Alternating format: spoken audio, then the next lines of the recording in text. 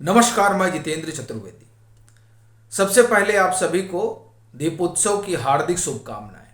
साथ ही यह भी कि अगर आप मतांतर से नहीं जुड़े हैं तो जुड़िए, वीडियो को लाइक कीजिए और साझा करना मत भूलिए। ईडी से बड़ी खबर आ रही है जो स्वाभाविक तौर पर कहर है आम आदमी पार्टी के लिए, क्योंकि इन दिनों पार्टी अगर किसी एक एजेंसी से सबसे ज़्यादा घबराई हुई है तो वो है प्रवर्तन निर्देशालय।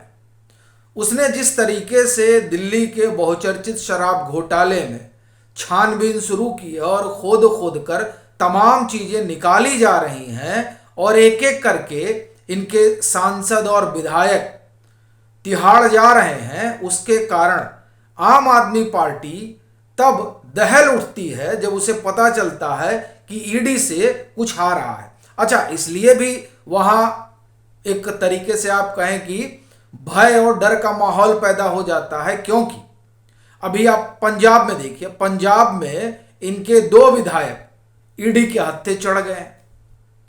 और फिर आप ये भी देखिए कि किस तरीके से ईडी की जांच पड़ताल ने आम आदमी पार्टी के मुखिया को ही सांसत में डाल दिया है।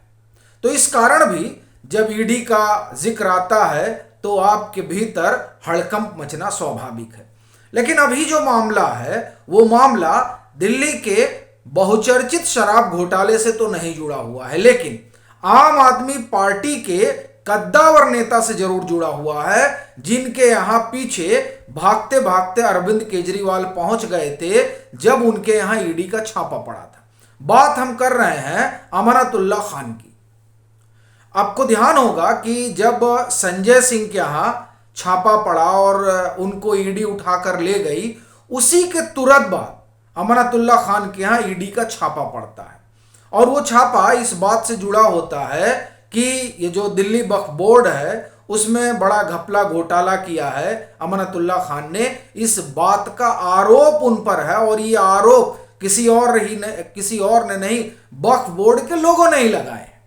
तो उसको लेकर जांच पड़ताल हुई थी और वो दरअसल नियुक्तियों में गड़बड़ी का मसला था, फिर प्रॉपर्टी कब्जा करने का मसला था, फिर ये भी था कि जो प्रॉपर्टी है उसे किराए पर दे देना और तमाम चीज़ें। यानी कि कुल अगर हम जमा बात कहें तो ये कि वक्फ बोर्ड को लेकर एक बड़े पैमाने पर अनियमितता का जो आरोप है वो अमानतुल्लाह खान पर लगाया गया था। अच्छा, ये बात इसलिए भी बड़ी हो जाती है क्योंकि जब अरविंद केजरीवाल की सरकार आई थी 2015 में, उस दरमियान ढेर सारे आरोप दिल्ली वक्फ बोर्ड पर लगाए जा रहे थे।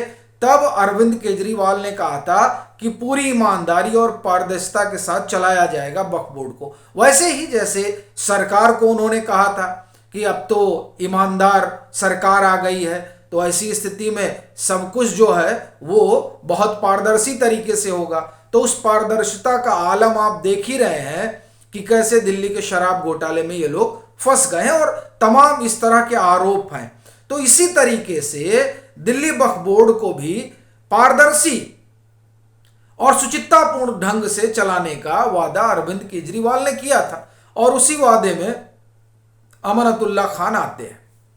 लेकिन धीरे धीरे जब तहें खुलने लगती हैं तो पता चलता है कि जो अनियमितता का दौर है, जो घपले घोटालों का दौर है, वो दरअसल कम नहीं हुआ 2015 के बाद भी। और फिर सीबीआई तो पहुंच ही जाती है, उसके पीछे पीछे ईडी भी आती है और इनके यहां छापेमारी होती है, लेकिन तब कुछ हुआ नहीं था।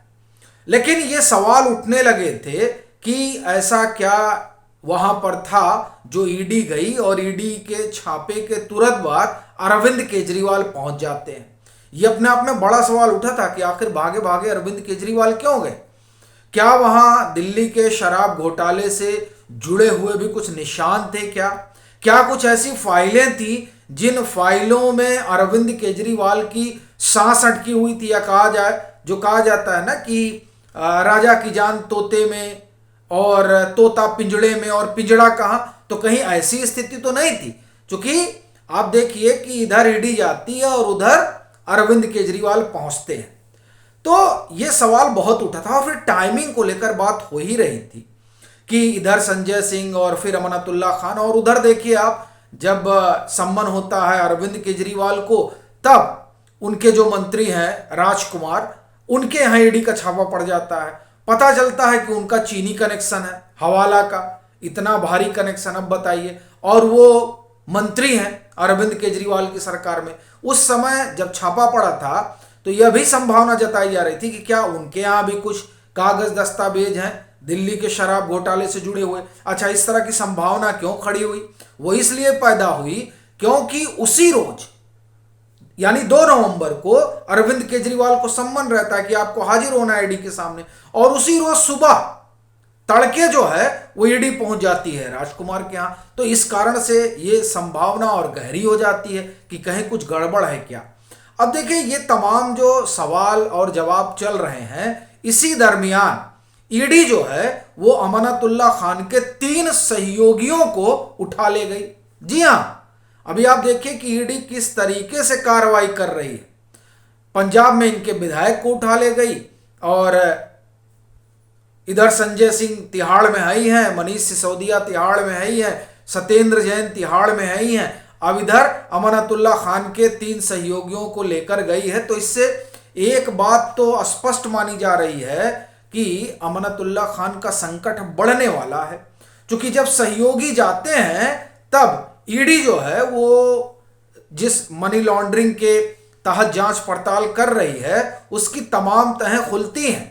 और इसका उदाहरण भी है। आप जैसे देखिए कि मनीष सिसोदिया तो बहुत बाद में उठाए गए, उससे पहले ये विजय नायर, दिनेश अरोड़ा, अमित अरोड़ा, अरुण रामचंद्र पिल्लई, अभिषेक बोनापल्ली, इन तमाम लोगों को पहले हिरासत में लिया गया और तमाम चीज़ें निकल कर आई। वैसे अभिषेक बोनापल्ली से एक चीज़ याद आई है कि वो सुप्रीम कोर्ट पहुंच गए हैं, और वो इस बाबत सुप्रीम कोर्ट पहुंचे हैं कि ईडी ने उन्हें जबरदस्ती गिरफ्तार किया है।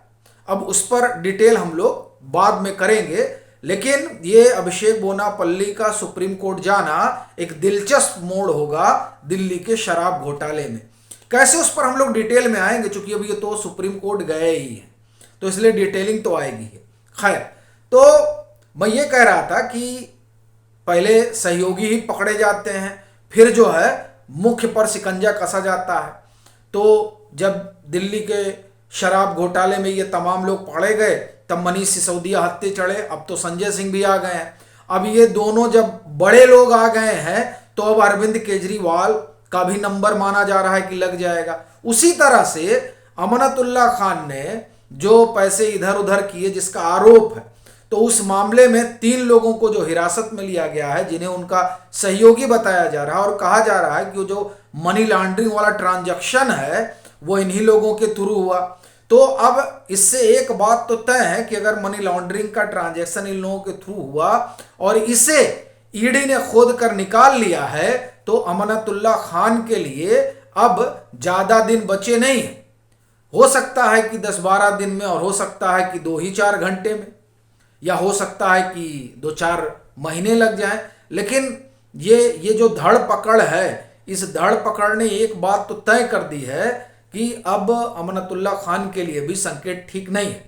और आप देखिए कि 4 अक्टूबर को संजय सिंह को हिरासत में मुझे लग रहा लिया गया था, और उसके दूसरे ही दिन मुझे लग रहा है 5 अक्टूबर को ही इनको अमानतुल्ला खान के यहाँ 5 या 6 को उनके यहाँ ईडी का छापा पड़ा था। और अभी हम लोग 10 तारीख 11 तारीख पे हैं, 12 तारीख पे हैं, माफ करिएगा। तो अभी हम लोग 12 तारीख पे हैं, तो 1 महीने नहीं बीते हैं और 3 लोग गए, तो क्या अगला जो 15 दिन होगा उसके बाद इनका भी नंबर लग जाएगा क्या? ये अपने आप में एक सवाल तो है ही है।